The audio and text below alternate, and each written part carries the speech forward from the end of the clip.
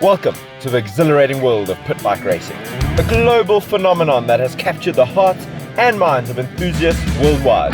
Join us as we delve into the hype and excitement surrounding this adrenaline-fueled sport.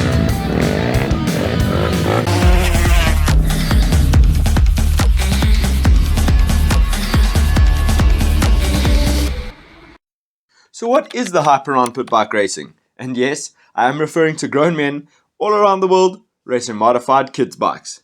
But I'll get into the modified bit later. Sometimes all you need is some throttle therapy with the boys. Pitties are the perfect platform to do that. Let's quickly go over what a pit bike is. Pit bikes are small dirt bikes that normally run a 14-inch front tire and a 12-inch rear. What sets them apart from other small bikes is the motor orientation. Now the quickest way to spot a pit bike in the wild, look at its motor. Is it horizontal or is it vertical? Because pit bikes only have 4-stroke horizontal motors. They also range from 50cc all the way up to 190cc depending on how you want to pick your poison, with your most common sizes being 125 on the Chinese bikes and 110cc's on your Japanese bikes.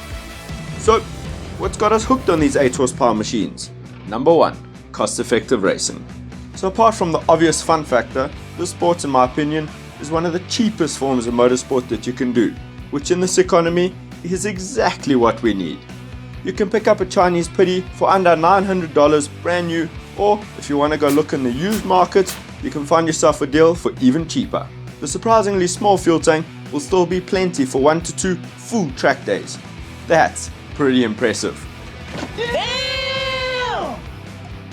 In my description, I have listed some Chinese pit bikes, so if you want to have a deeper look at the specs, you can have a look there, and if you decide to buy anything through my links, it will be directly helping to grow this channel to make videos like this possible. I've also looked out for some creature comforts like electric start and neutral being all the way at the bottom, which just make an overall better experience at the track. It's the affordability of pit bikes that make them accessible to a broader range of enthusiasts. They provide a great entry point for individuals to experience the thrill of racing without making a significant financial investment, especially with the Chinese bikes. Your Japanese bikes, however, are built better and stronger than their Chinese counterparts, but you do expect it at about 4 times the price tag. But these bikes do last years and years. Number 2, surprisingly competitive. You can only do so much with 8 horsepower, and this is what evens out the playing field. The motos become super tight, and it really starts to come down to good riding and learning the track. The closest thing I can compare pitty racing to is rental go-karts. The only difference is that pit bikes are cheaper, have 2 wheels, and we race on the dirt. You're on similar setups, pushing the limits on the track. I know someone in the comments is going to say, but Rob, my pit bike makes more than 8 horsepower. And yes, some make more, some make less. However, most events will have classes, and too much power tends to make bikes really twitchy, which is sometimes harder to race. It's important to remember that we are pushing the limits of what these small bikes can do. Typically, a better rider can always outpace a higher CC rider.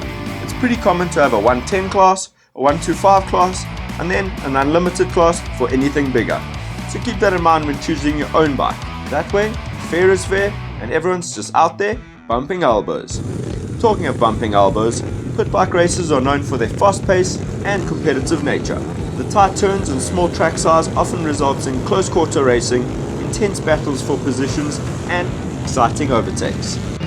Number 3, pit bikes have a really good fun to risk ratio, meaning that you can have a lot of fun with a much smaller risk than big bikes. When you're on a pitty, hauling ass, you really do feel like you're going fast, when in reality, you're probably doing about half the speed of a big bike. So, if you slide out on a corner, it's never really an issue. And the overall pace on a tight track is still fast. We often have a wide age range at events too, from guys in their 50s all the way down to 8-year-olds learning how to ride. The common theme that you'll always see is smiles around the track, because everyone is having a good time. And, touch wood, in the last 3 years that I've been racing, my worst injury has been a graze on my arm, which could have been avoided with elbow pads, but YOLO. I do ride in some decent kit though, so if you want to see a video on my race setup along with my kit, let me know in the comments below. It's pretty common to see guys out there in their vans and long pants, but we always make sure we have a helmet and gloves. Number 4, mods and maintenance. These motors are oil cooled, 4-stroke motors. They're super simple, and their placements in the frame makes them a dream to work on. They're cheap to maintain, but it's not the kind of thing that has to be dropped off at the mechanic for every service. There's also plenty of videos online, so tinkering on these small machines is relatively easy. Earlier in the video, I mentioned that we modify these machines. Some modifications include tuning the suspension, especially for jumping, protective components, which are essential for keeping crucial engine components safe, and for comfort, we change things like the grips, we fit tall bars, tall seats, wider pegs, just to name a few. I'll link some common upgrades in the description as well. If you plan on riding a couple times a month, then the Japanese bike is most likely the best option for you. They tend to take the abuse a bit better. And if you find yourself asking, what's the top speed of a Honda CRF 110F? Well, here's the answer. Click on this video, guys. Stay awesome, and I'll see you at the track.